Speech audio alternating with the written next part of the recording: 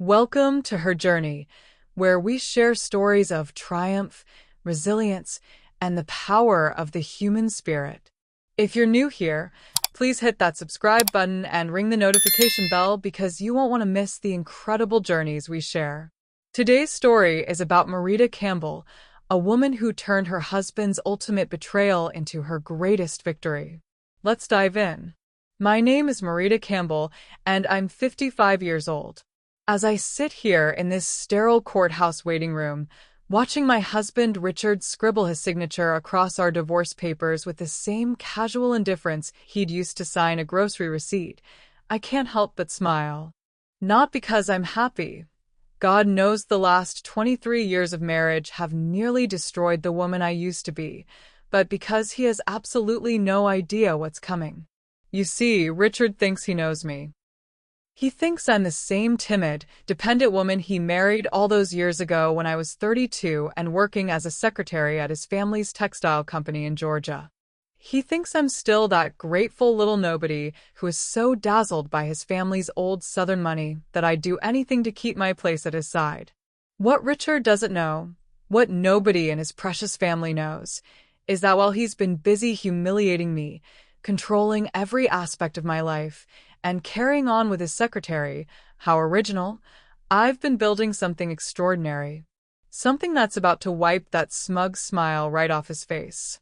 But let me start from the beginning because this story isn't just about revenge, though I promise you, the revenge is sweet. This is about a woman who lost herself so completely in someone else's vision of who she should be that she almost forgot she had her own power. Almost.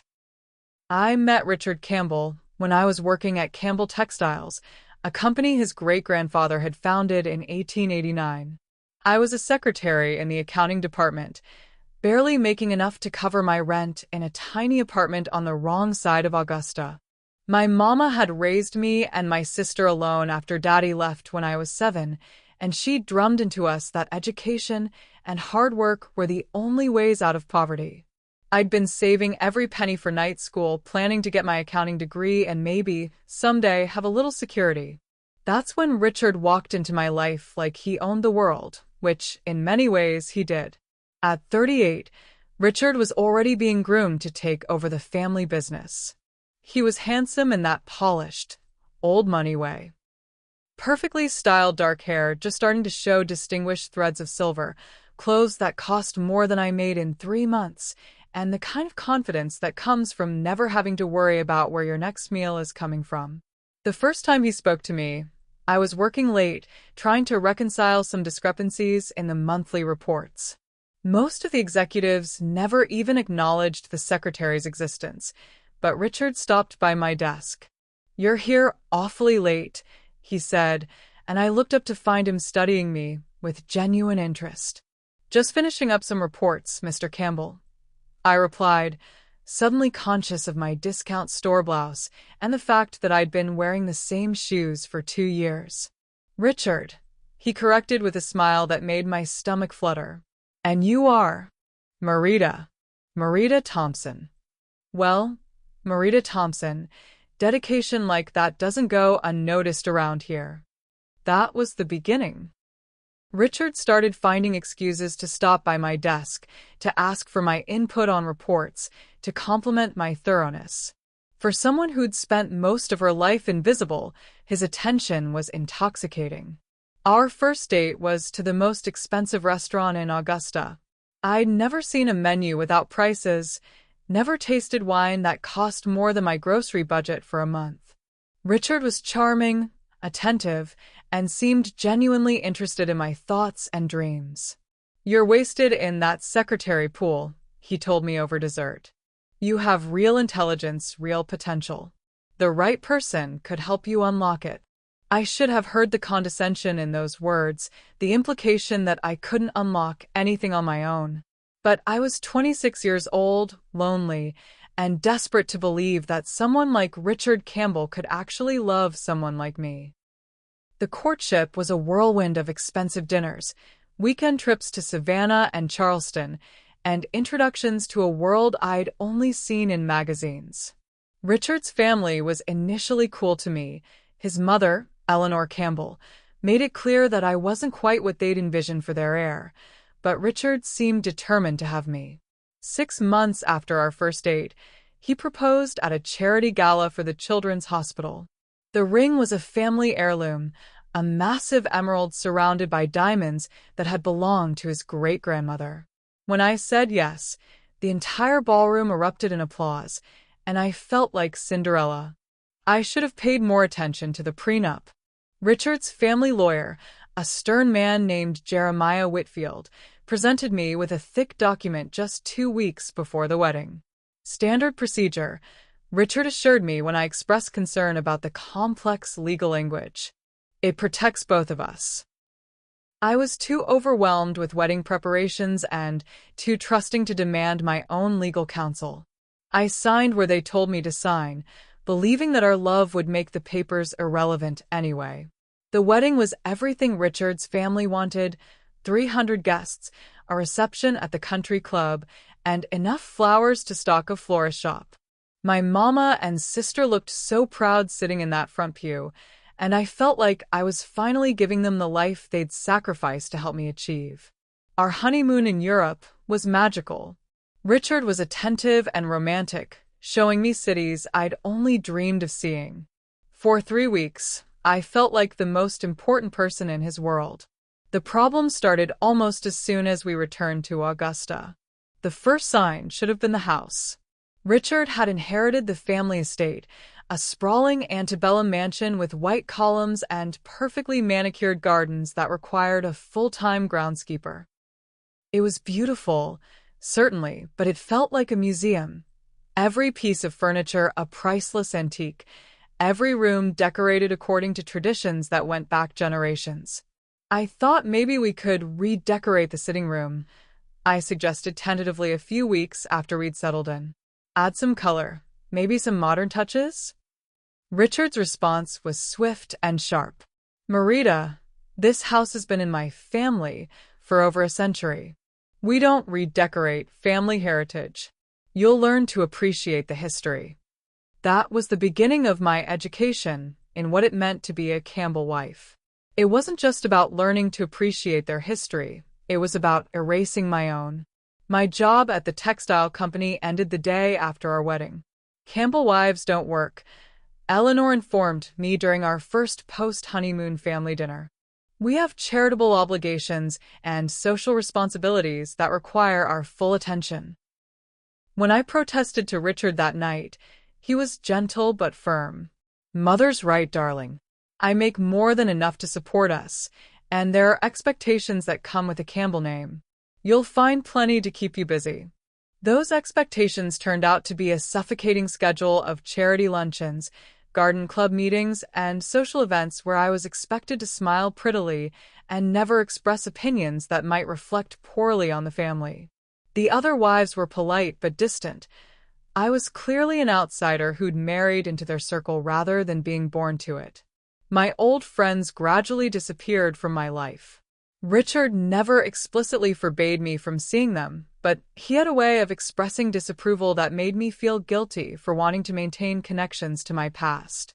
Lisa seems nice, he'd say after I'd spent an afternoon with my former coworker, but I worry that she doesn't understand the social obligations you have now. Perhaps you should focus on building relationships with people who can support your new role.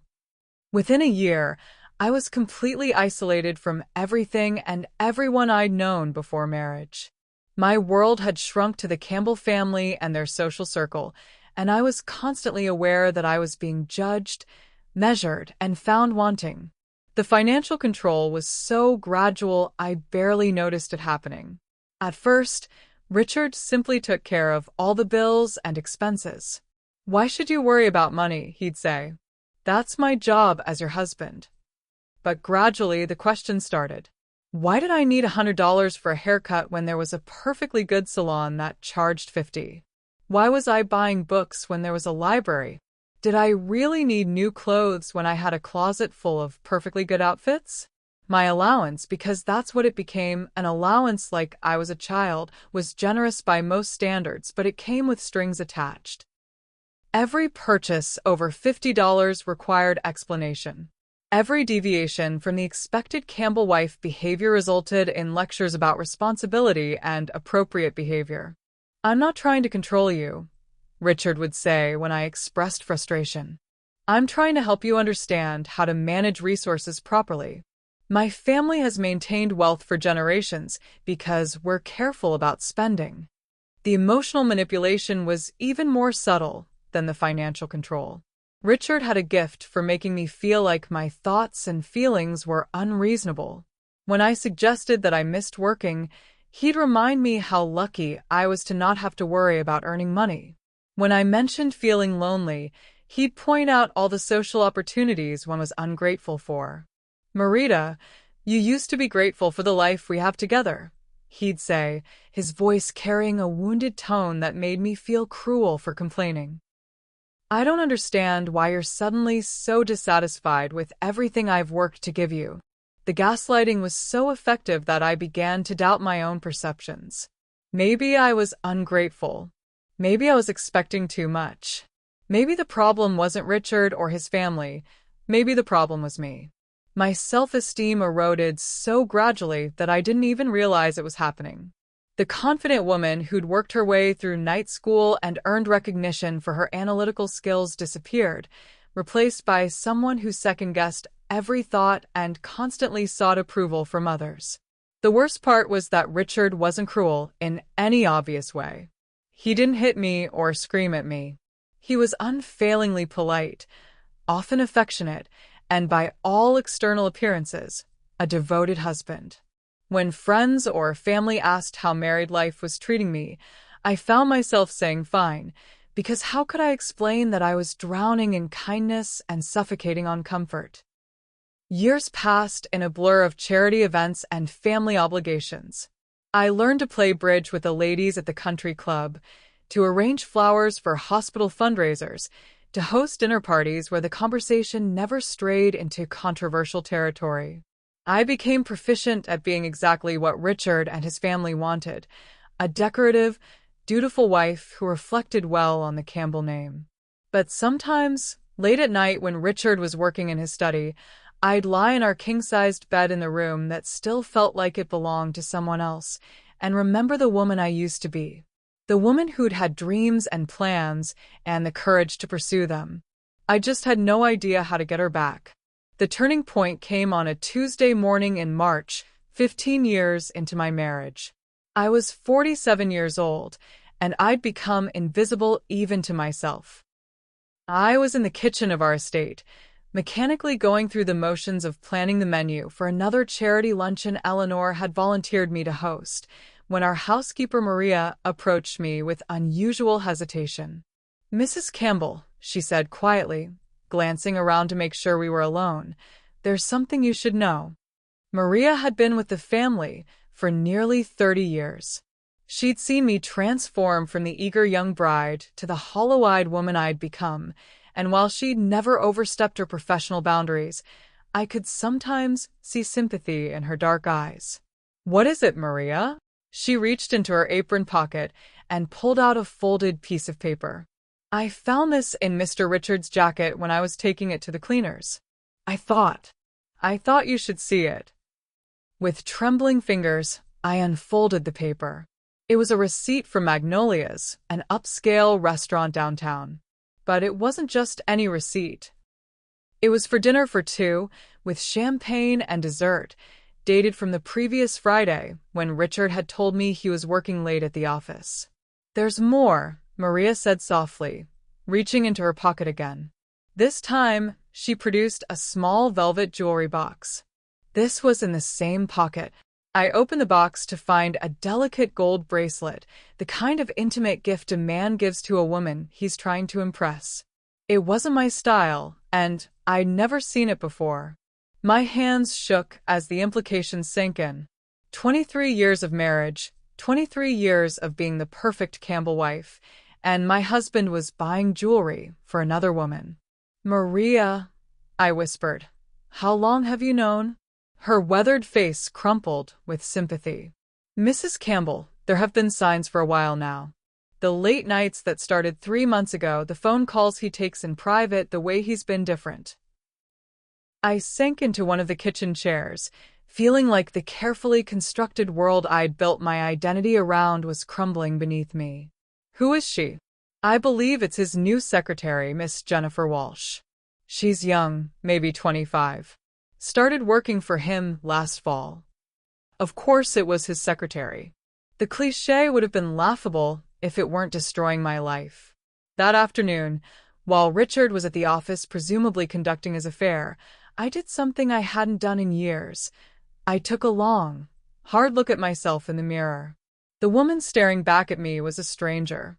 My brown hair was styled in the same conservative cut Eleanor had suggested 15 years ago. My clothes were expensive, but matronly, chosen to reflect the dignity of the Campbell name rather than my own personality. Even my posture had changed. I stood like someone apologizing for taking up space. But as I looked deeper, past the surface changes, I could see remnants of the woman I used to be. The intelligence Richard had claimed to admire was still there, just buried under years of being told my thoughts didn't matter. The determination that had gotten me through night school while working full-time was still there, just dormant from disuse. That night at dinner, I watched Richard across the mahogany table that had belonged to his great-great-grandmother, noting details I'd been blind to for months. The way he checked his phone constantly, the distracted responses to my questions, the way he seemed to be mentally somewhere else entirely. "How was work today?" I asked, the same question I'd asked thousands of times over the years. "Oh, the usual," he replied without looking up from his phone. "Board meeting, quarterly reports, you know how it is." I knew he was lying. According to the calendar he kept in his study, the one I'd never thought to check closely before, there had been no board meeting scheduled for today. "And how is your new secretary working out?" "Jennifer, isn't it?" For just a moment, Richard's fingers stilled on his phone. "Fine. "She's efficient." The way he said efficient told me everything I needed to know. That night, after Richard fell asleep beside me, I crept down to his study. For 23 years, I'd respected his privacy, never questioning his need for a space that was entirely his own. But respect was a luxury I could no longer afford. His computer was password protected, but Richard had never been particularly creative. I tried a few variations of family names and important dates before hitting on Campbell 1889, the year his great-grandfather founded the company. The email that opened first was from Jennifer Walsh, sent just hours earlier. The subject line read, "Missing you already," and the content left no doubt about the nature of their relationship. There were dozens of similar emails going back months, detailing hotel meetings, weekend getaways, and intimate moments that should have belonged to our marriage. But it was the email thread labeled Future Plans that truly shattered what remained of my illusions. Richard and Jennifer weren't just having an affair, they were planning a life together. Richard was already consulting with divorce attorneys, strategizing about how to minimize the financial impact of ending our marriage. "The prenup is ironclad," he'd written to his lawyer. "Marita will get the minimum allowable by law, which should be more than sufficient for someone of her limited means. The important thing is protecting the family assets and maintaining control of the business." I read those words 3 times before they fully sank in. Limited means. After 23 years of marriage, after sacrificing my career and my independence to be the wife he wanted, Richard still saw me as the poor secretary he'd rescued from obscurity. The fury that rose in my chest was unlike anything I'd ever felt. It wasn't just anger at his betrayal, it was rage at my own complicity in my diminishment. I had allowed myself to become small, dependent, grateful for scraps from a man who saw me as a burden to be managed rather than a partner to be cherished. But as I sat there in Richard's study, surrounded by the symbols of his family's wealth and power, I made a decision that would change everything. I was done being small. I was done being grateful. And I was definitely done being underestimated. If Richard wanted to treat me like a secretary, then maybe it was time I remembered what secretaries actually know: everything. The next 3 months were the most terrifying and exhilarating of my adult life. By day, I maintained the facade of the dutiful Campbell wife, hosting luncheons, attending charity events, smiling appropriately at Richard's side during business functions. But in my quiet moments, when Richard was at the office conducting his affair, I was conducting my own kind of business. I started with the family finances, something I'd been deliberately excluded from for our entire marriage. Richard had always insisted that money management was his responsibility, that I shouldn't worry my pretty head about such complicated matters. But complicated for whom? The woman who'd worked her way through night school while balancing ledgers during the day found that her analytical skills had only improved with age. What I discovered in those first weeks of careful investigation made my blood run cold. Richard hadn't been exaggerating about the prenup. In the event of divorce, I would receive exactly what the law required and not a penny more, half of whatever assets could be proven to be marital property, minus any debts or liabilities. The problem was that according to the prenup I'd naively signed, almost everything we owned was considered Campbell family property rather than marital assets. The house, the cars, the investment accounts, the vacation property in Hilton Head, all of it had been carefully structured to remain in the Campbell family trust. Even the jewelry Richard had given me over the years was technically on loan from the family collection. According to the prenup, I would leave our 23-year marriage with approximately $50,000 and whatever personal items I could prove I'd purchased with my own money I hadn't earned in over 2 decades. But as I dug deeper into the family's financial structure, I began to notice something interesting. Richard might have inherited his position at Campbell Textiles, but he'd also been remarkably careless about certain aspects of the business. There were investments made without proper board approval, contracts signed that exceeded his authority, and most intriguingly, a pattern of financial decisions that seemed designed more to impress his young secretary than to benefit the company. The more I learned, the more I realized that Richard's greatest weakness was also his greatest strength, his absolute confidence that no one would ever question his authority or competence. He'd been making increasingly risky decisions with company money, secure in the knowledge that his family name would protect him from scrutiny. That's when I remembered something I'd forgotten for over 20 years. I wasn't just any secretary. I was a secretary who'd specialized in accounting and auditing before Richard swept me away from my career. I understood financial statements, I knew how to trace money flows, and most importantly, I knew how to document irregularities. My first major discovery came when I was reviewing the company's quarterly reports, documents that were publicly available but that I'd never thought to examine before. Campbell Textiles had been struggling for the past 5 years, losing ground to cheaper overseas competitors and newer domestic companies with more innovative approaches. But according to Richard's personal financial statements, copies of which I found in his home office, his own investment portfolio had grown significantly during those same 5 years.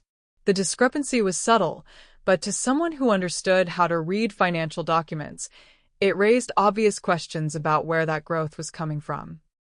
I spent weeks carefully documenting every questionable transaction I could find, every investment that seemed to conflict with his fiduciary duty to the company, every expense that appeared to benefit Richard personally rather than Campbell Textiles.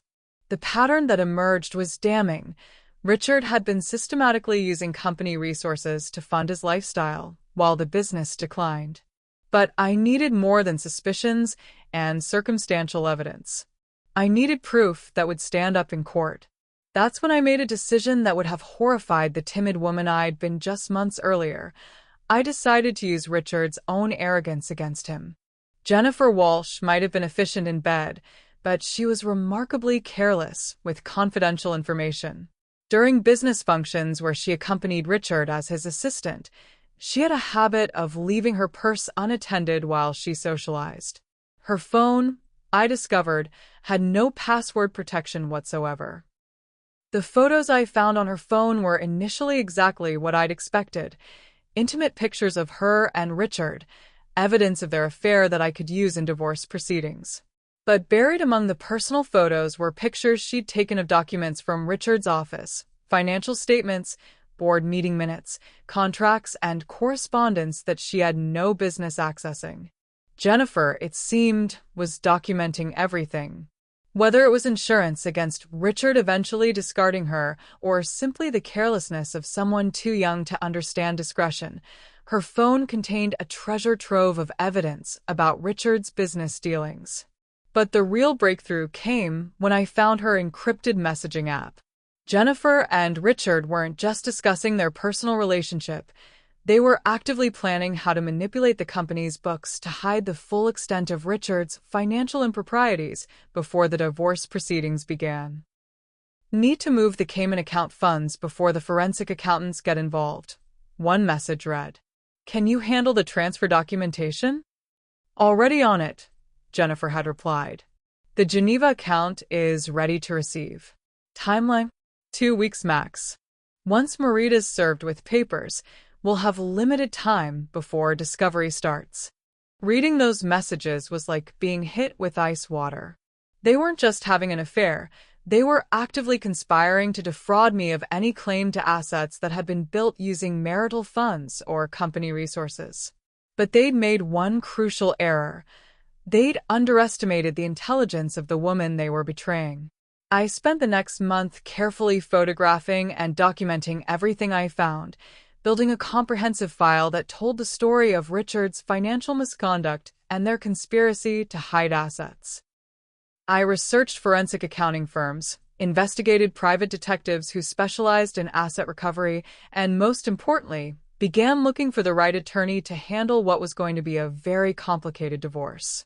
The woman I chose was Dr. Patricia Sterling, a divorce attorney with a PhD in finance and a reputation for taking on wealthy men who tried to hide assets from their wives.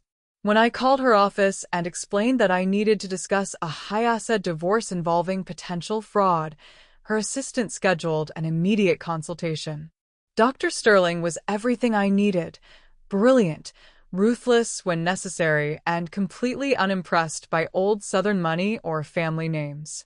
When I walked into her office with 3 boxes of carefully organized evidence, she knew immediately that this wasn't going to be a typical divorce case. Mrs. Campbell, she said after reviewing just the first folder of documents, your husband has made some very serious mistakes.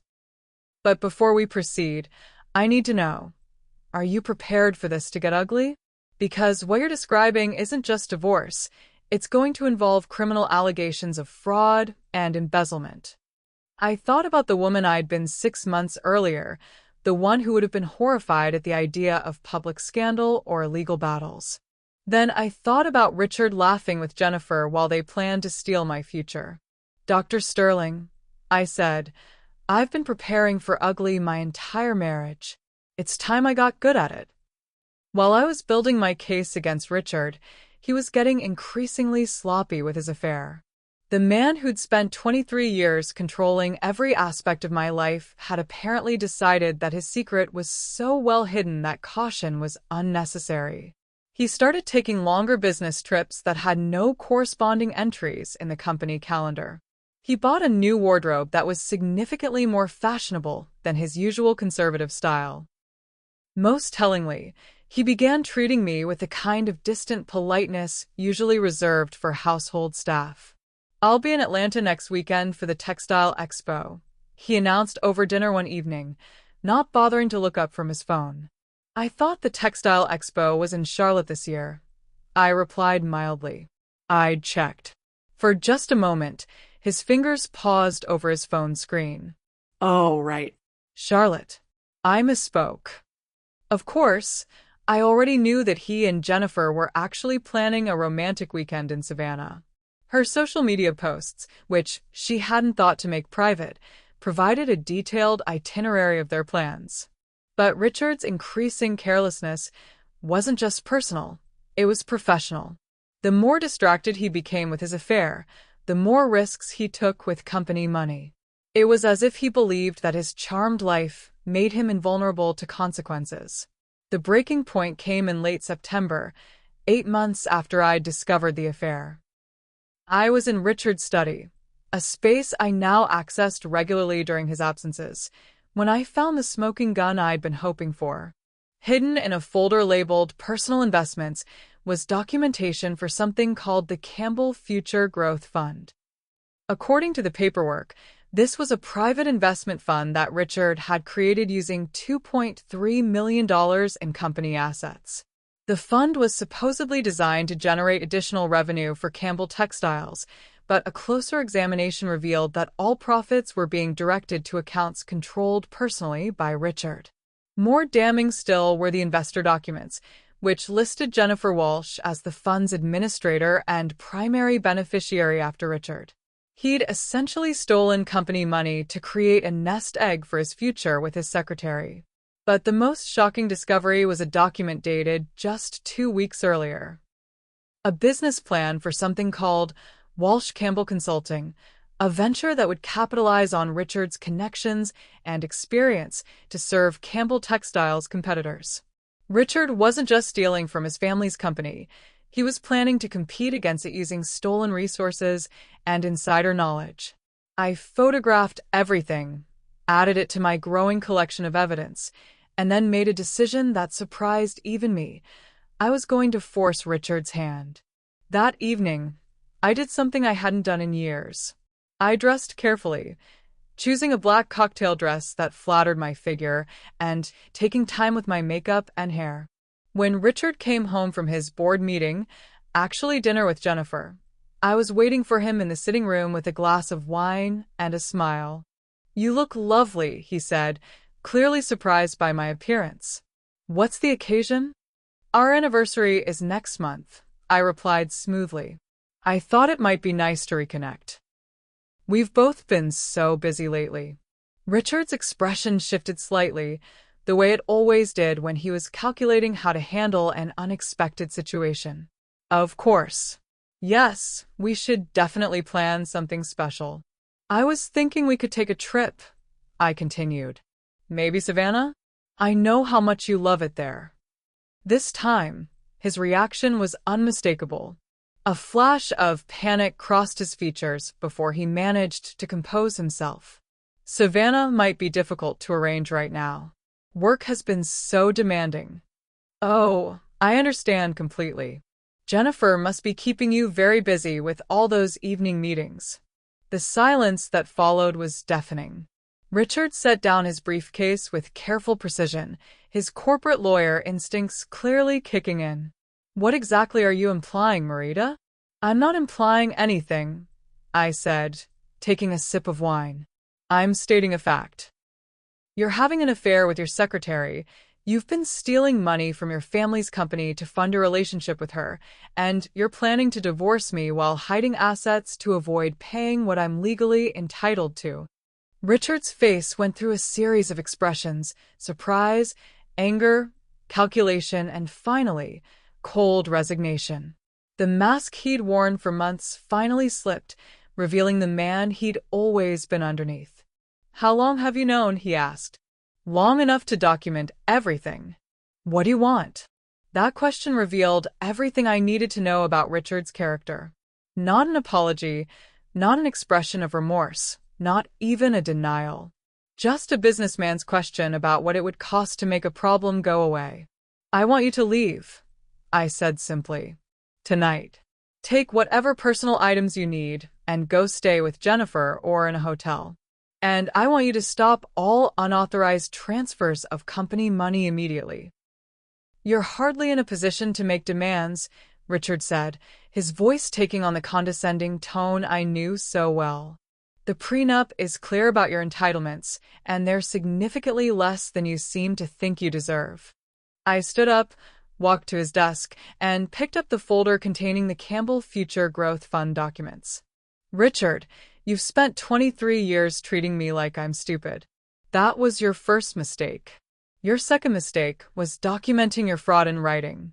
Your third mistake was trusting a 25-year-old with your criminal secrets. I handed him the folder and watched his face drain of color as he realized what I was holding. This is just the beginning, I continued. I have documentation of every fraudulent transaction, every misappropriation of company funds, every violation of your fiduciary duty to Campbell Textiles. I have recordings of Jennifer discussing your plans to hide assets, and I have evidence of your conspiracy to defraud both your family's company and your wife. Richard sank into his chair, the folder trembling in his hands. "What do you want?" he asked again, but this time his voice was barely a whisper. "I want you to pack your things and leave. I want you to stop all unauthorized financial transactions immediately. And I want you to prepare yourself for a very public, very ugly divorce proceeding where every detail of your fraud will become a matter of public record." "You wouldn't," he said, but there was no conviction in his voice. "Try me." That night, Richard packed 2 suitcases and left the house that had been his family's seat of power for over a century. As I watched his car disappear down the long driveway, I felt something I hadn't experienced in years, the intoxicating rush of taking control of my own life. But I knew this was just the beginning. Richard Campbell wasn't going to surrender without a fight, and his family had resources I was only beginning to understand. If I was going to survive what was coming next, I needed to be smarter, tougher, and more ruthless than I'd ever been in my life. Fortunately, I'd had an excellent teacher in Richard himself. He'd just been too arrogant to realize he was training his own opponent. Richard's response to my ultimatum was swift and vicious. Within 48 hours of his departure from the house, I received a visit from Jeremiah Whitfield, the Campbell family attorney who'd handled my prenup all those years ago.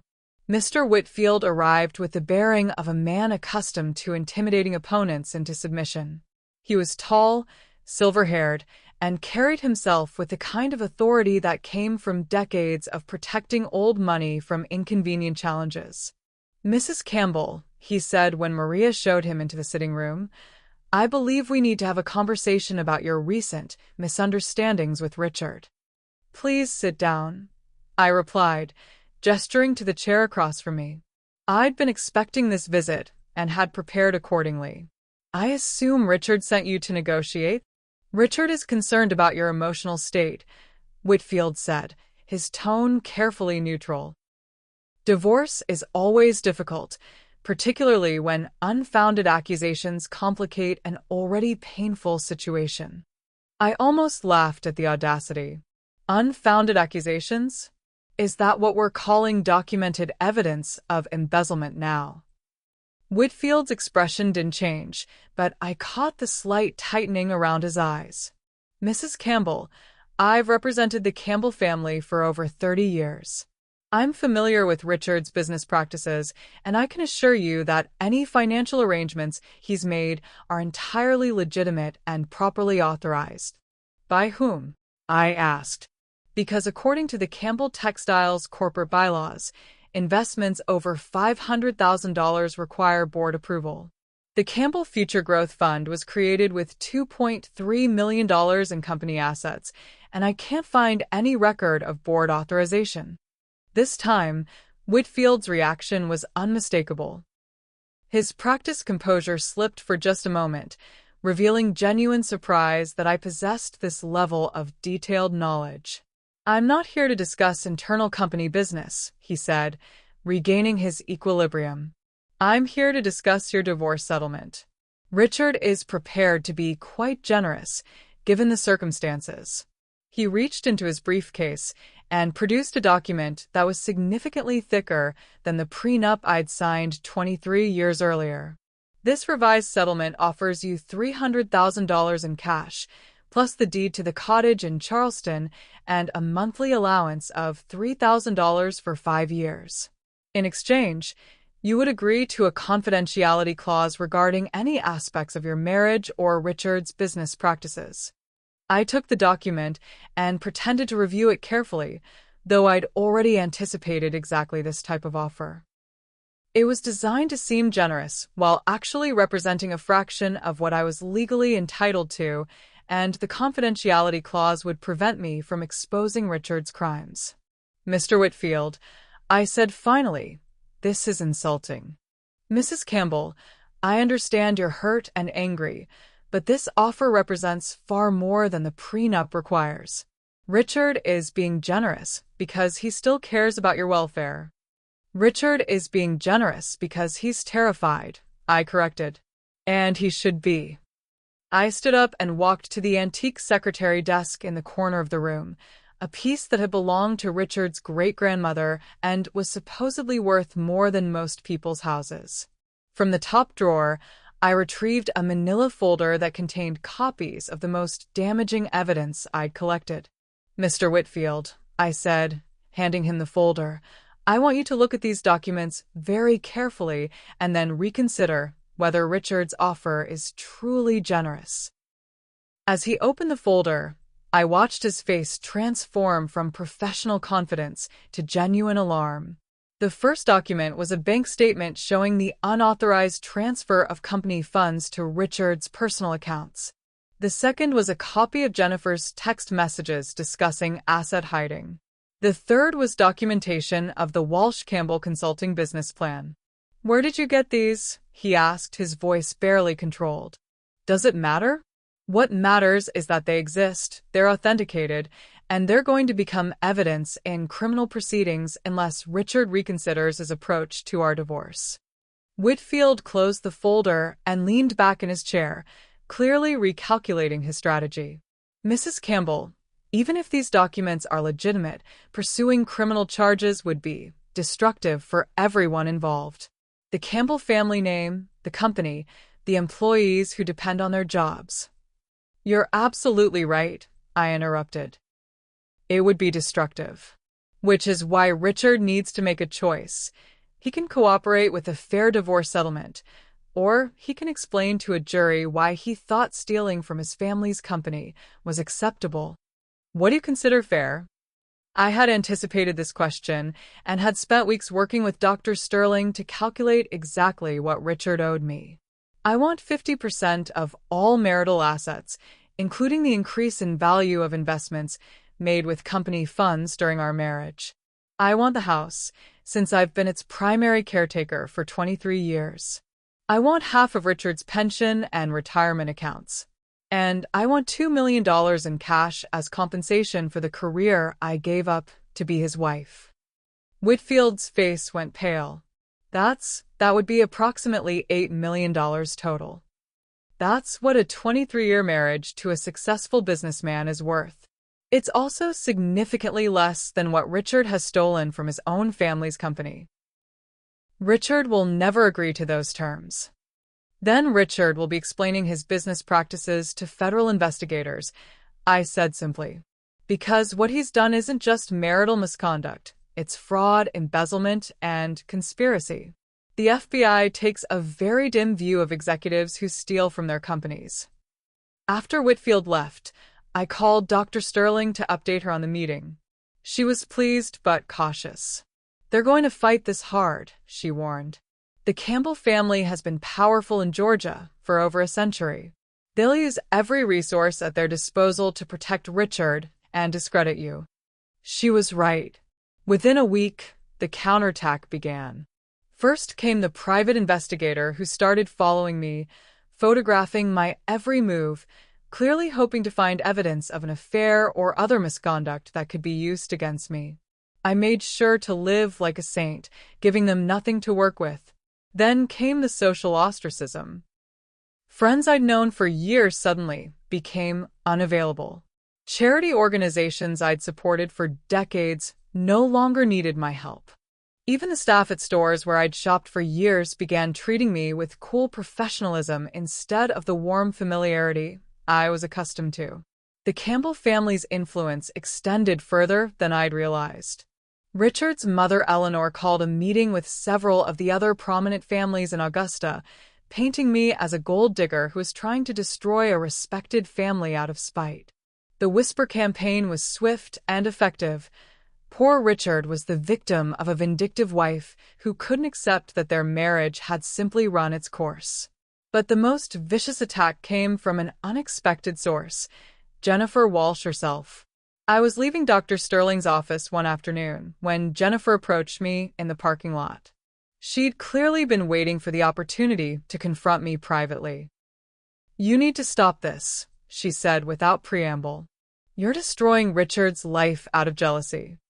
I studied the young woman who'd helped my husband steal from his family's company. She was pretty in a conventional way, with the kind of manufactured polish that came from expensive salons and designer clothes bought with stolen money. "Jennifer," I said calmly, "you're barely 25 years old. You have no idea what you're talking about." "I know that Richard never loved you," she shot back, her voice rising.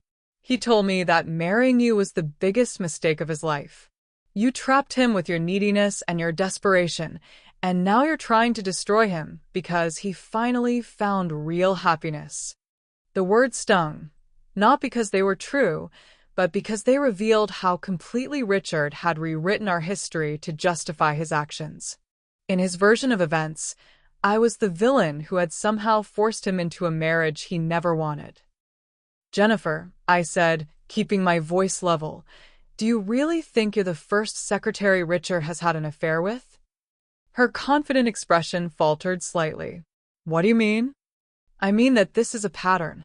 Richard likes young, impressionable women who make him feel powerful and important. But he's never left his wife for any of them before, and the only reason he's planning to leave me now is because he thinks he can steal enough money to maintain his lifestyle without the Campbell family support." "You're lying." "Am I?" "Ask him about Sarah Mitchell, his secretary from 2003 to 2005. Or Rebecca Torres, who worked for him from 2008 to 2010. They were both young, both beautiful, and both completely convinced that they were special enough to make Richard Campbell abandon his comfortable life." I could see the doubt creeping into Jennifer's eyes, but she wasn't ready to accept the truth yet. "Even if that's true, this time is different. We're building a business together.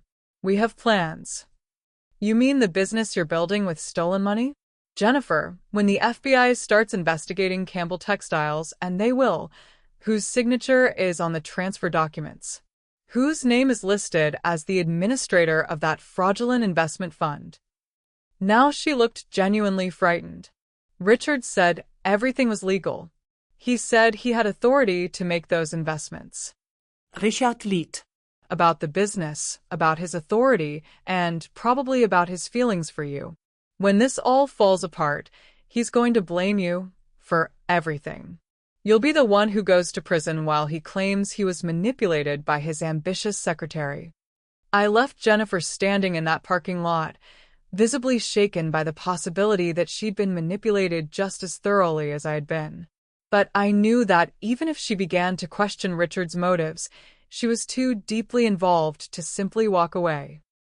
That evening, Richard called me for the first time since leaving the house. "You need to call off your lawyer," he said without preamble. "This has gone far enough." "I'm just getting started, Richard. Marita, you don't understand what you're dealing with. My family has resources you can't imagine. We can tie this up in court for years, cost you more in legal fees than you could ever hope to recover." "Maybe," I said. "But can you afford the publicity? Can Campbell Textiles survive a federal investigation? Can your family's reputation withstand the revelation that their golden boy is a thief?" The silence on the other end of the line told me everything I needed to know. Richard was beginning to understand that he'd underestimated his opponent. "What do you want?" he asked finally. "I want what I've always wanted, Richard. I want what I'm legally entitled to. The difference is that now I'm strong enough to take it." October brought the kind of crisp autumn weather that had always been my favorite time of year in Georgia. The leaves on the massive oak trees surrounding the Campbell estate were beginning to turn brilliant shades of gold and red, and there was a clarity to the air that made everything seem sharper, more defined. It was fitting weather for what was about to unfold. Dr. Sterling had filed our initial divorce petition along with a motion for immediate discovery of all Campbell family assets. The legal documents were a masterpiece of controlled aggression, polite enough to pass judicial scrutiny, but specific enough to make it clear that we weren't going to be intimidated by the Campbell family's reputation or resources. Richard's response was swift and predictable. His legal team, now expanded to include 2 additional firms specializing in white-collar criminal defense, filed a motion to dismiss based on the prenup and challenged every aspect of our asset claims. But the real war was being fought outside the courtroom. Eleanor Campbell, Richard's mother, had been notably absent from my life since her son moved out of the house. I'd expected her to attempt some form of intervention. She'd always been the real power behind the Campbell family throne, but weeks passed without any contact. I should have known she was planning something. The attack came on a Tuesday morning in the form of a visit from Detective Marcus Webb of the Augusta Police Department. He arrived at my door with a kind of professional courtesy that barely masked suspicion. "Mrs. Campbell," he said when I invited him into the sitting room, "I need to ask you some questions about your access to your husband's business files." "What kind of questions?" "We've received a complaint alleging that you may have unlawfully accessed confidential business documents belonging to Campbell Textiles. The complainant suggests that you've been engaging in corporate espionage." I almost laughed at the audacity. "Detective Webb, are you aware that I've been married to Richard Campbell for 23 years and that I've lived in this house, which serves as his primary office, for our entire marriage? The complaint suggests that you accessed password-protected files and copied confidential documents without authorization from my own husband's computer in my own home while investigating his adultery and financial misconduct." Detective Webb shifted uncomfortably. He was clearly beginning to realize that he'd been sent on a fool's errand, but he had to follow through with the complaint. "Mrs. Campbell, I need to advise you that corporate espionage is a serious crime, regardless of your marital relationship to the alleged victim." I studied the detective carefully. He was younger than I'd expected, probably in his early 40s, with a kind of earnest demeanor that suggested he took his job seriously. He was also clearly uncomfortable with being used as a pawn in a wealthy family's divorce proceedings.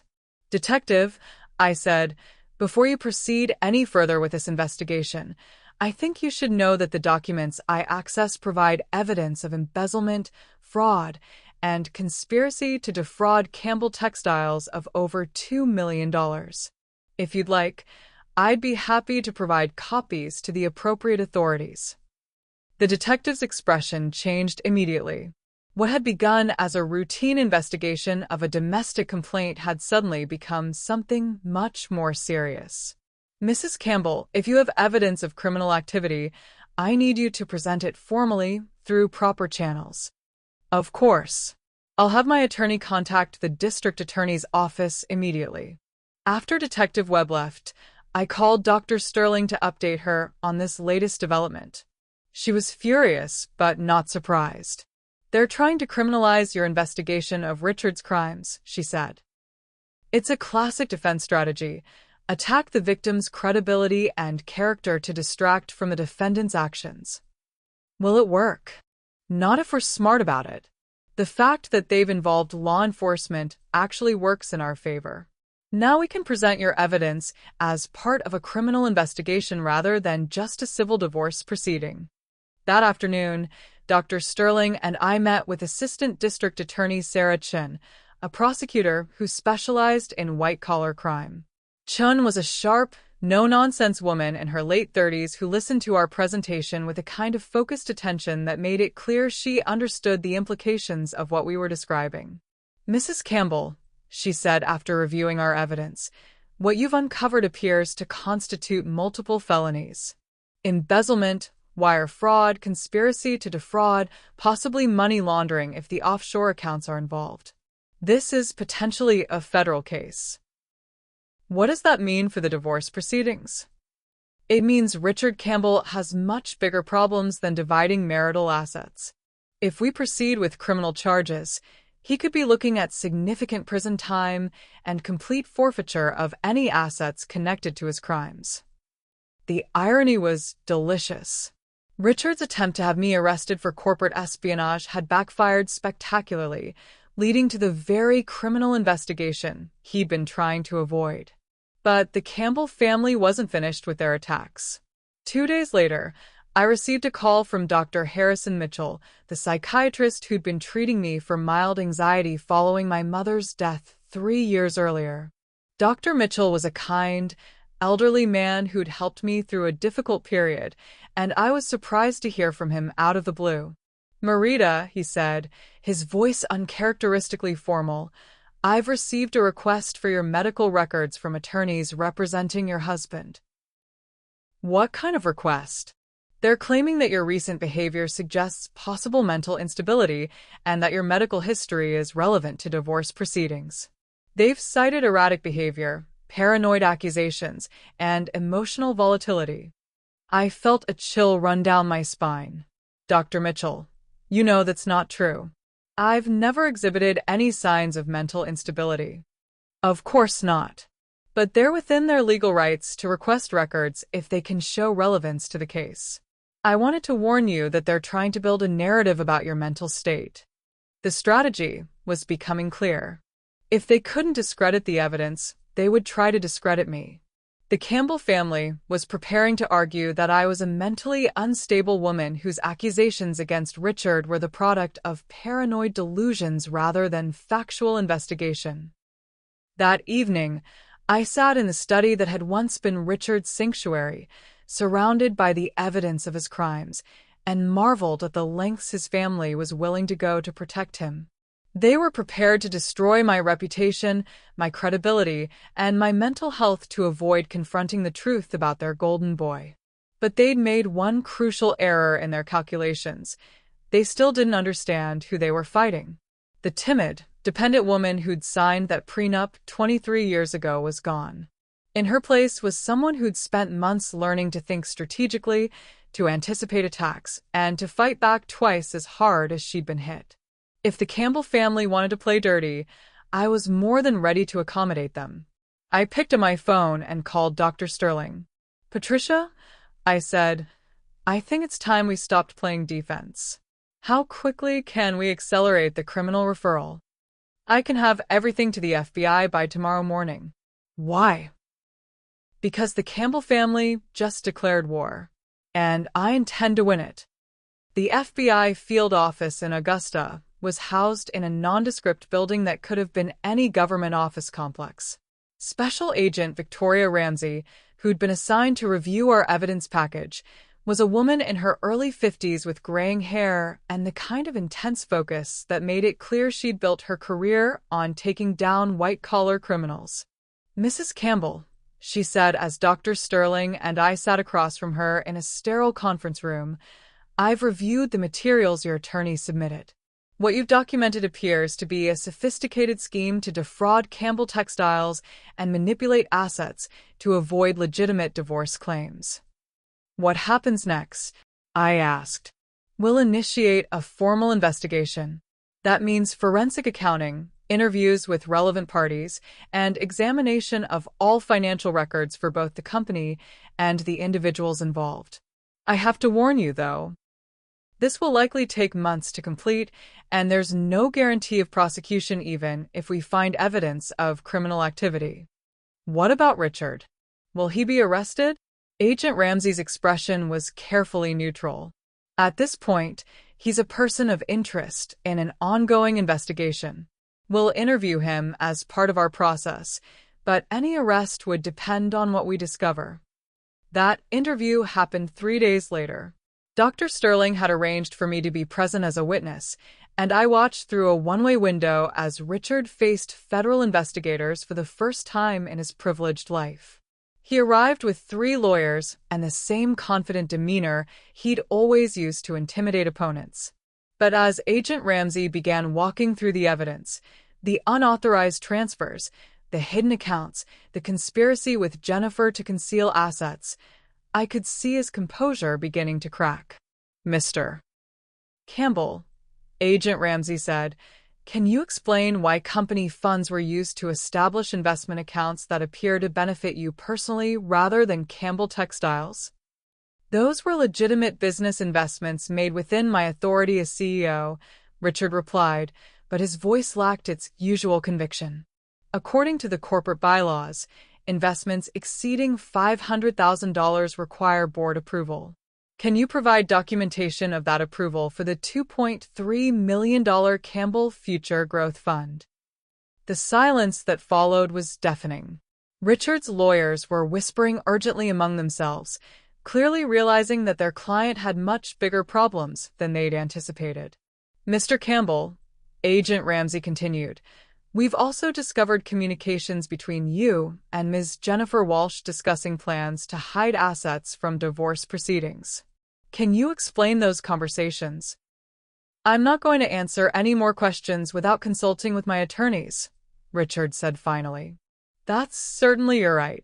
But I should inform you that we'll be executing search warrants for all Campbell Textiles financial records, your personal accounts, and any properties or vehicles registered in your name.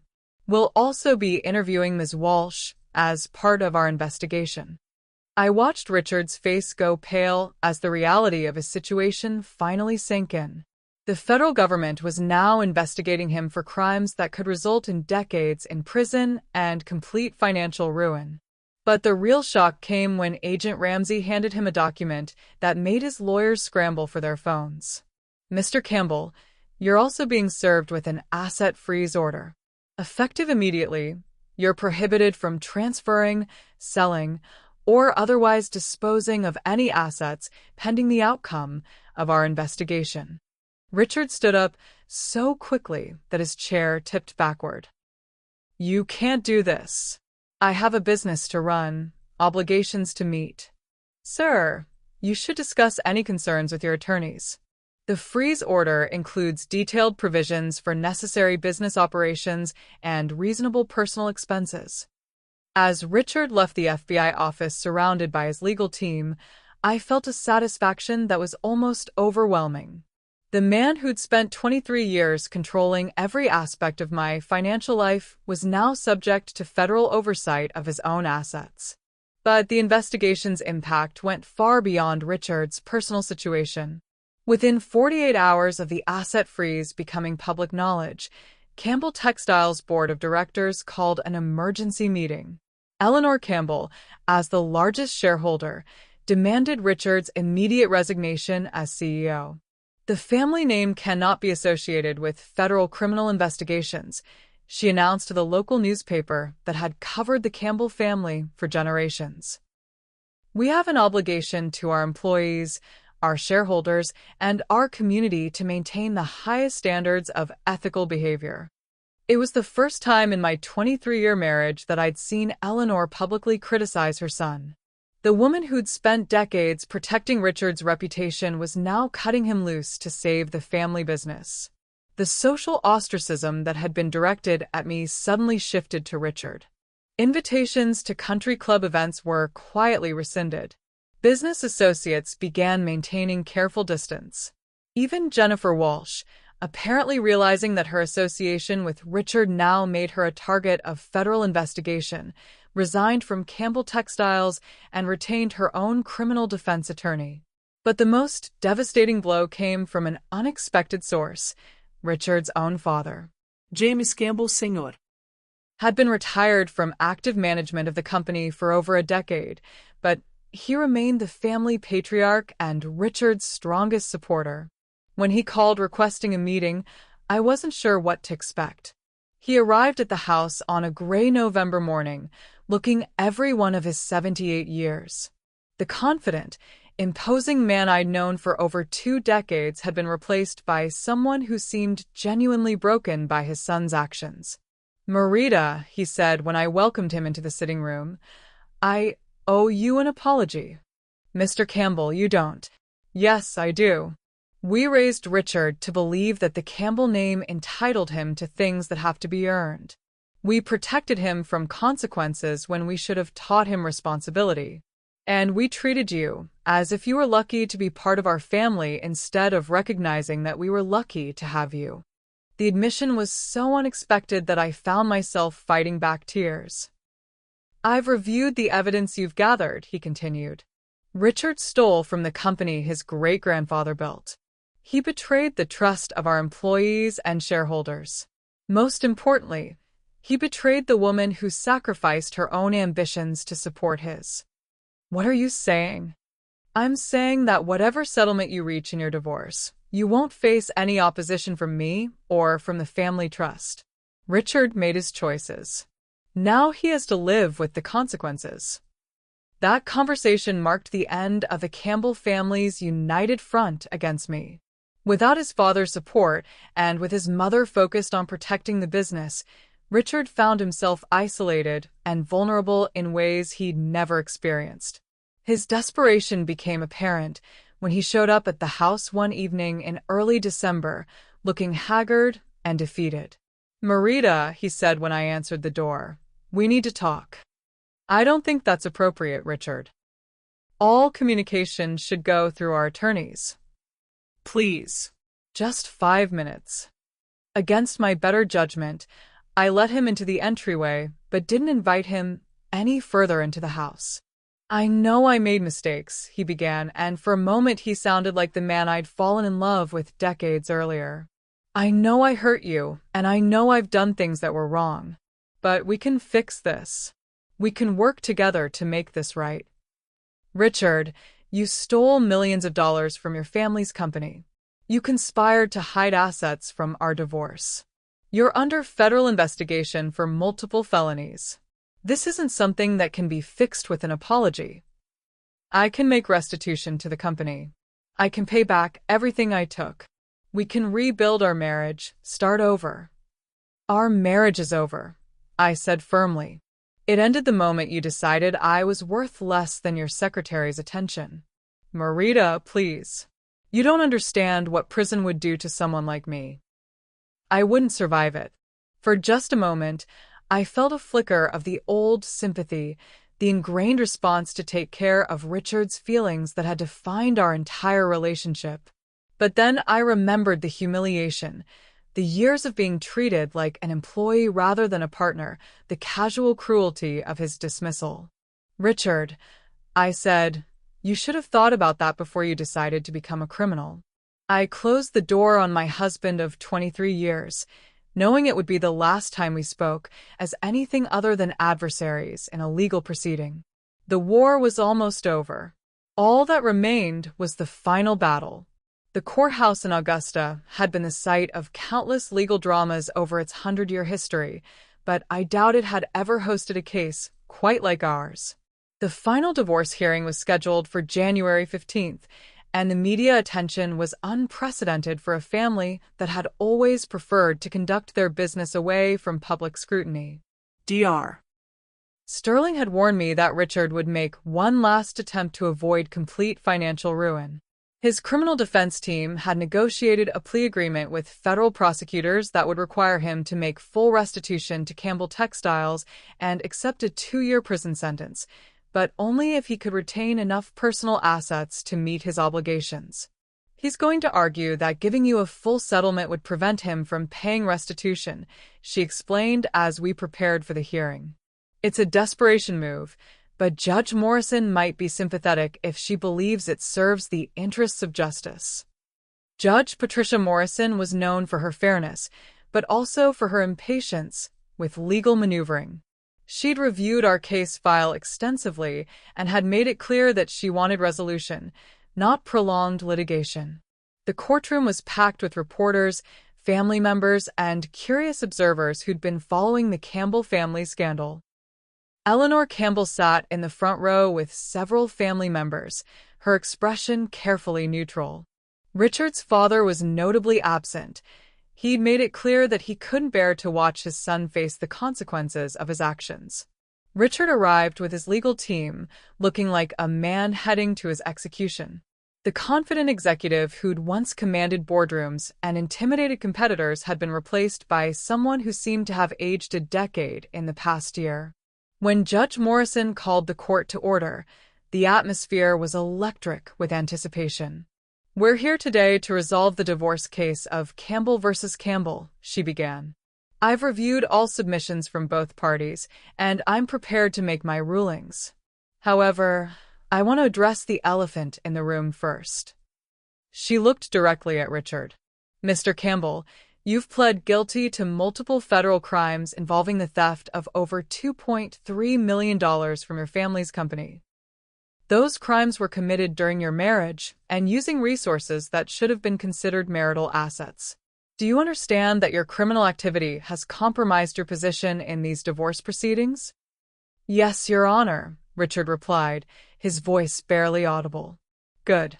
Now, Mr. Whitfield, I understand you want to argue that granting Mrs. Campbell a full settlement would interfere with your client's ability to make restitution to Campbell Textiles. Jeremiah Whitfield stood with the bearing of a man who knew he was fighting a losing battle. Your Honor, while we don't dispute Mrs. Campbell's rights under Georgia law, we believe the court should consider the broader implications of any settlement. Mr. Campbell's ability to make restitution depends on retaining sufficient assets to meet his obligations to the victims of his crimes. Judge Morrison's expression suggested she was not impressed with this argument. Mr. Whitfield, are you seriously asking me to prioritize a criminal's financial obligations over his victim wife's legal rights? Your Honor, we're simply asking the court to consider all affected parties. The affected parties include Mrs. Campbell, who was defrauded by her husband for years and is entitled to her share of marital assets. Dr. Sterling, please present your client's position. Dr. Sterling stood with the confidence of someone who held all the winning cards. Your Honor, Mrs. Campbell is requesting what Georgia law entitles her to, an equitable distribution of marital assets. The fact that Mr. Campbell stole money during the marriage doesn't reduce her entitlement. If anything, it increases it. She walked to the evidence table and picked up a thick folder.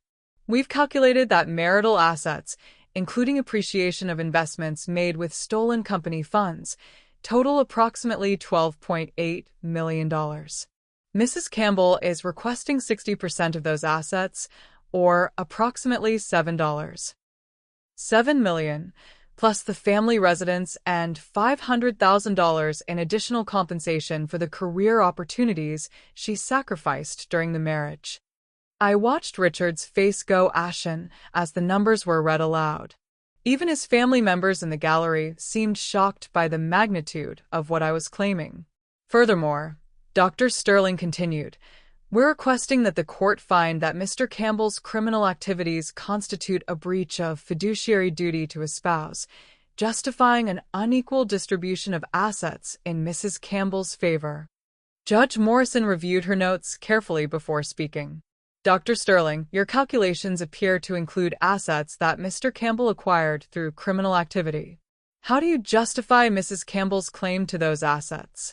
Your Honor, under Georgia law, assets acquired during marriage are presumptively marital property regardless of how they were obtained. Mr. Campbell used marital resources, including his wife's unpaid labor supporting his career, to commit his crimes. Mrs. Campbell shouldn't be penalized because her husband chose to be a criminal. It was a brilliant legal argument that I couldn't have understood when I first signed that prenup 23 years ago.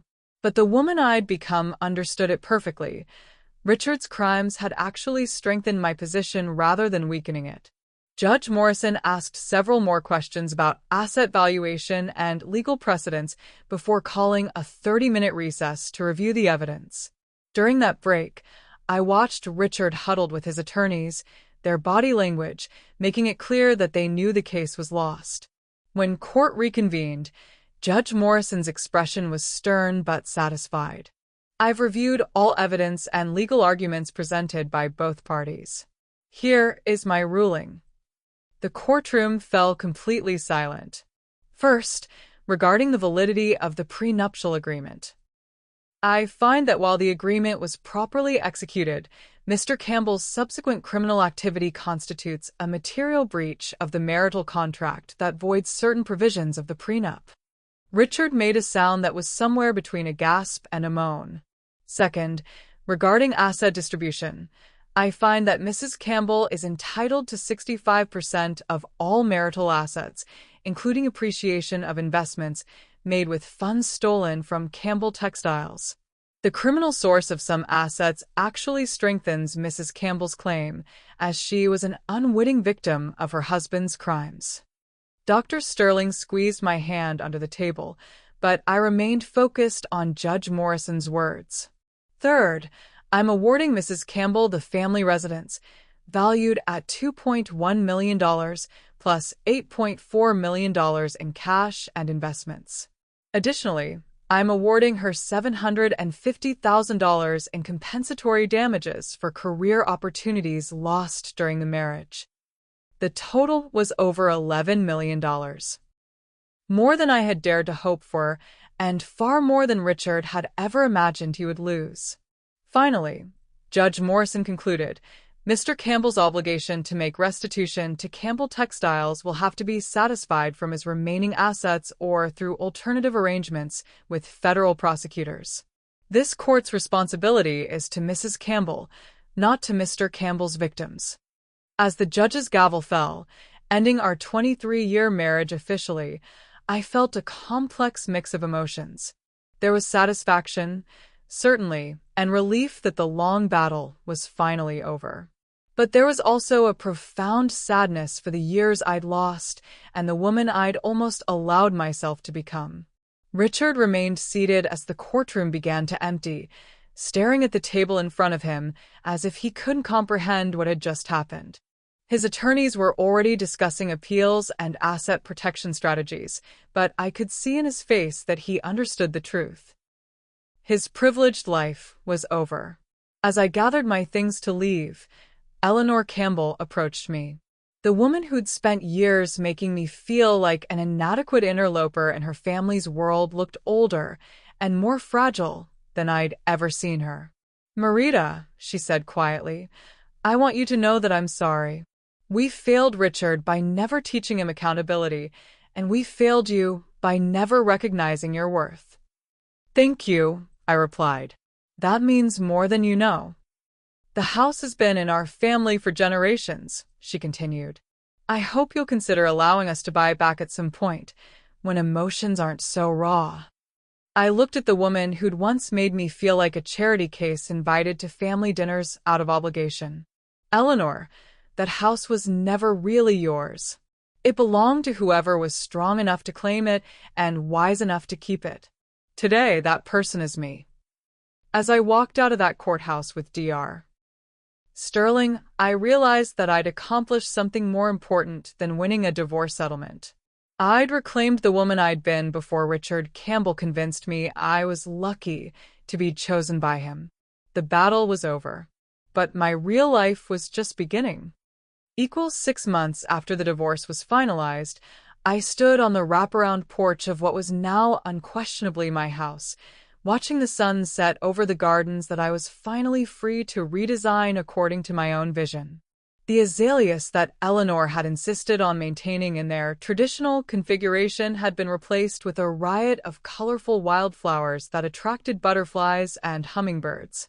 The house itself had undergone a transformation that would have horrified the previous generations of Campbell women. Gone were the heavy, dark antiques that had made every room feel like a museum. In their place were comfortable, welcoming pieces that reflected my personality rather than someone else's idea of what was appropriate. But the most significant changes weren't visible to anyone but me. I'd converted Richard's former study into my own office, where I now managed the investment portfolio that had grown to over $15 million. The timid woman who'd once needed permission to spend $50 was now making financial decisions that would have intimidated the man who'd tried to control her. The criminal case against Richard had concluded 2 months earlier. He'd serve 18 months in federal prison, a sentence reduced because of his cooperation and restitution payments, and was now living in a modest apartment in Atlanta, working as a consultant for a firm that specialized in corporate restructuring. The irony that he was now helping other companies recover from financial crimes wasn't lost on me. Jennifer Walsh had been sentenced to 6 months in prison and ordered to pay restitution for her role in the conspiracy. I'd heard through mutual acquaintances that she was working as a paralegal in Savannah, apparently having learned her lesson about getting involved with married executives. But perhaps the most satisfying aspect of my victory was how it had changed the dynamics within the Campbell family itself. Eleanor had been forced to step back into active management of Campbell Textiles to restore confidence after Richard's crimes became public. The woman who'd once dismissed my intelligence as inadequate for the Campbell family circle now regularly sought my advice on business matters. "Marita," she'd said during a recent phone call, "I've been reviewing the company's marketing strategy, and I remember that you studied business before you married Richard. Would you be willing to look at our current approach and offer suggestions?" It was a remarkable reversal from the woman who'd once suggested I take up tennis to better fit into their social circle. Richard's father had suffered a mild heart attack shortly after the divorce was finalized, stress, according to his doctors, and had asked to meet with me during his recovery. "I've been thinking about legacy," he'd said as we sat in his hospital room. "What we leave behind, what we teach our children about character and responsibility.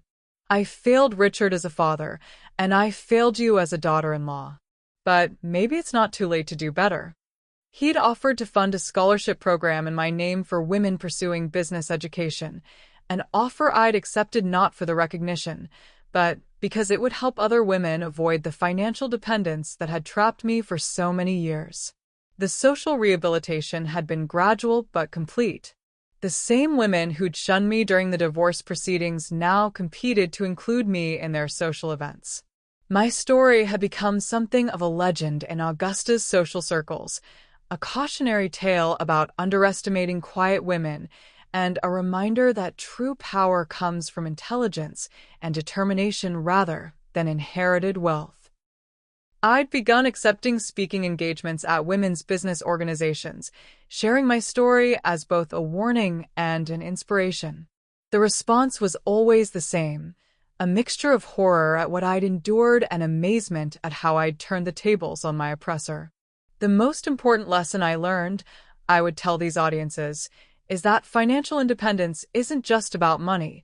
It's about having the power to make choices based on your values rather than your fears. One evening in late summer, as I was reviewing investment reports in my office, Maria knocked on the door with an unusual expression on her face. "Mrs. Campbell," she said, "there's someone here to see you. A young woman. She says her name is Jennifer Walsh." I was surprised by the visit, but curious enough to agree to see her.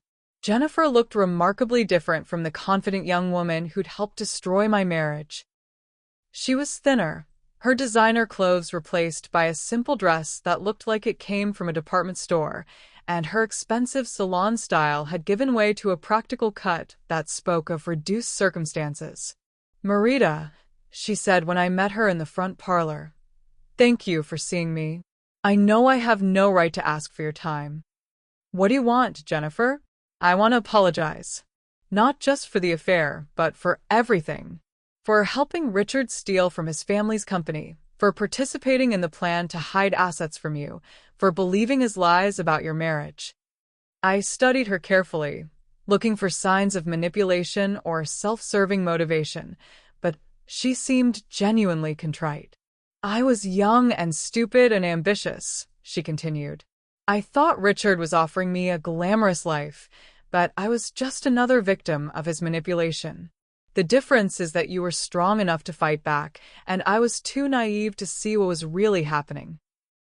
"What do you want from me, Jennifer?" "Nothing. I just wanted you to know that I understand now what kind of man Richard really is. Prison gave me a lot of time to think about the choices I made and the people I hurt. You didn't deserve any of what we put you through." I looked at this young woman who'd been so eager to help my husband destroy our marriage, and I felt something I hadn't expected: pity. She'd been used just as thoroughly as I had, but she'd lacked the experience and strength to recognize the manipulation. "Jennifer," I said, "I hope you've learned something valuable from this experience. Richard has a gift for making people believe they're special to him while he's actually using them for his own purposes. The fact that you can see that now suggests you might be stronger than you think." After she left, I reflected on how much my perspective had changed. A year earlier, I would have been consumed with anger toward the woman who'd helped destroy my marriage. Now I could see her as another victim of Richard's selfishness and manipulation. The transformation wasn't just emotional, it was practical. I'd used my settlement to build an investment portfolio that generated more income than Richard had ever provided during our marriage. I'd purchased 2 rental properties in Charleston that provided additional revenue streams. Most importantly, I'd started a consulting business helping other women navigate complex divorces involving hidden assets. My first client was Rebecca Chun, a woman whose husband had been concealing cryptocurrency investments and offshore accounts. Using the investigation techniques I'd learned during my own divorce, I was able to help her uncover over $800,000 in hidden assets that her husband's attorneys had claimed didn't exist. How did you know where to look? Rebecca asked after we'd successfully exposed her husband's deception. Because I learned that men like our husbands always make the same mistakes, I replied. They're so convinced of their own superiority that they can't imagine their wives being smart enough to outsmart them. The consulting business grew through word of mouth and referrals from Dr. Sterling, who'd become not just my attorney, but a genuine friend. We worked together on several high-profile cases involving wealthy men who'd underestimated their wives, and our success rate was becoming legendary in legal circles. 1 year to the day after my divorce was finalized, I received an unexpected phone call from Richard himself. I almost didn't answer, but curiosity won out. "Marita," he said, his voice lacking any of the confidence that had once defined him, "I hope you're well." "What do you want, Richard?" "I wanted to ask if you'd consider meeting with me. There are things I need to say, apologies I need to make properly." "Richard, we have nothing to discuss." Please. "Just 30 minutes. I know I have no right to ask, but I need to try to make amends for what I put you through." Against my better judgment, I agreed to meet him at a neutral location, a coffee shop in downtown Augusta where we'd never been together during our marriage. When I arrived, I barely recognized the man sitting at a corner table. Richard had lost weight, his expensive clothes replaced by an ill-fitting suit that had clearly seen better days. Most shocking of all, he looked genuinely humble, an expression I'd never seen on his face during our 23 years together. "You look well," he said when I sat down across from him. "Prosperous. I heard about your consulting business." "What do you want, Richard?" "I wanted to tell you that you were right about everything. About Jennifer, about the way I treated you, about my character. Prison gave me a lot of time to think about the man I'd become and the choices I'd made. And I realized that I never deserved you. Not when we first met, not during our marriage, and certainly not during the divorce. You were always the stronger person, the smarter person, the better person. I was just too arrogant to see it. I studied the man who'd once controlled every aspect of my life, looking for signs that this was another manipulation. But Richard seemed genuinely broken, genuinely remorseful in a way that suggested real self-awareness. "Richard," I said, "I appreciate the apology, but it doesn't change anything. You made your choices and I made mine. We both have to live with the consequences." "I know. I just wanted you to know that I understand what I lost when I lost you. And I wanted you to know that, seeing what you've accomplished since our divorce, I'm proud of you. I know I have no right to feel proud, but I am." It was perhaps the most honest thing Richard had ever said to me, and I found myself feeling something I hadn't expected: closure. "Richard," I said, "I hope you find a way to build a better life for yourself. But that life doesn't include me in any capacity." "I understand. Thank you for seeing me. And thank you for teaching me what real strength looks like." As I drove home from that meeting, I reflected on how completely my life had transformed. 2 years earlier, I'd been a woman so dependent on her husband's approval that I'd lost track of her own identity. Now I was financially independent, professionally successful, and personally fulfilled in ways I'd never imagined possible. That evening, I called my sister Sarah, who'd been my strongest supporter throughout the divorce proceedings. "Marita," she said, "you sound different. Peaceful. I think I finally understand something important, I replied. This was never really about revenge, even though it felt like it at the time. It was about reclaiming myself. What do you mean? I mean that Richard didn't destroy me when he betrayed our marriage. He freed me. He forced me to remember who I was before I met him and to discover who I could become without him. As I hung up the phone and walked through the house that was now truly mine, I realized that my story wasn't really about a woman who got revenge on her cheating husband. It was about a woman who rediscovered her own power and used it to build a life that was authentically hers. The final irony was that in trying to discard me like an outdated asset, Richard had given me the greatest gift of my life, the motivation to become the woman I was always meant to be. Standing on my porch that night, looking out over gardens that bloomed according to my vision rather than someone else's tradition, I smiled at the thought of how wrong Richard had been about everything. He'd seen me as weak when I was actually strategic. He'd seen me as dependent when I was actually building independence. He'd seen me as defeated when I was actually preparing for victory. The woman who'd walked into that courthouse 18 months earlier, terrified and uncertain, had emerged victorious not just in terms of money or property, but in terms of self-respect and personal power. The settlement had been substantial, but the real prize was the rediscovery of my own worth. As I turned to go back inside my house, I whispered a message to any woman who might be facing her own moment of reckoning. Don't let anyone convince you that you're not strong enough to claim what's yours.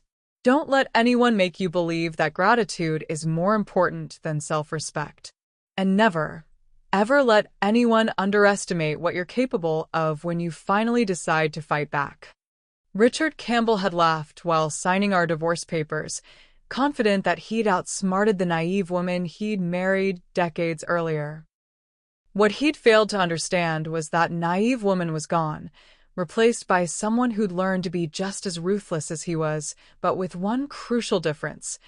I fought for justice, not just for profit. The war was over. I had won completely and decisively. And unlike Richard, I had no regrets about the methods I'd used to claim my victory. After all, he'd been an excellent teacher. That's Marita's incredible journey from a silenced, controlled wife to a powerful, independent woman who reclaimed everything that was rightfully hers. Her story reminds us that sometimes the people who underestimate us the most are the ones who give us the greatest motivation to prove them wrong. If Marita's story inspired you, please hit that like button and subscribe to her journey for more incredible stories of women who refuse to be defeated. Share this with someone who needs to remember their own strength and let us know in the comments, what would you do if someone tried to steal your future? Until next time, remember that your worth is never determined by someone else's inability to see it.